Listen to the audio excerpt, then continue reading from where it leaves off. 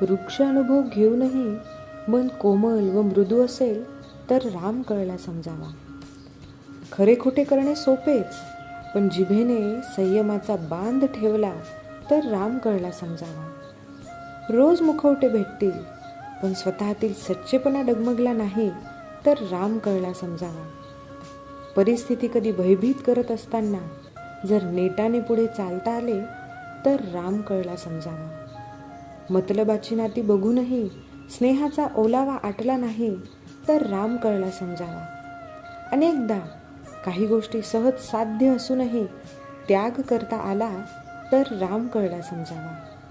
डावपेच राजकारण करणे फार सोपे, तरीही स्वच्छ विचारांचा शिवधनुष्य पेलता आला तर राम कळला समजावा. आपली झोळी भरण्याआधी दुसऱ्याची गरज ओळखता आली तर राम कळला समजावा.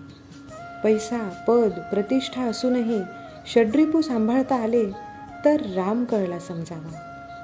श्वासही त्याचेच, दिलेली घासही त्याचेच, भरभराटीमध्येही तोच, परीक्षेमध्येही तोच, शरीरातील प्राणही तोच, गात्रांमधला त्राणही तोच, पुरुषोत्तमाचा आचारही तोच, रावण मनाने केलेला विचारही तोच.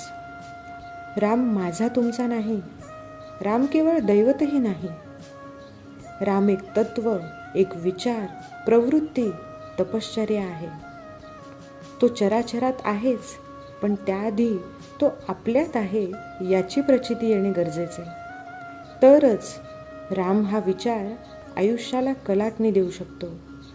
फुले, पाने, ढोल, ताशे यांनी मूर्तीचा जन्म साजरा होतो व विचारांच्या, कृतीच्या, नम्रतेच्या अनमोल पुष्पांनी राम तत्वाचा जन्म साजरा होतो.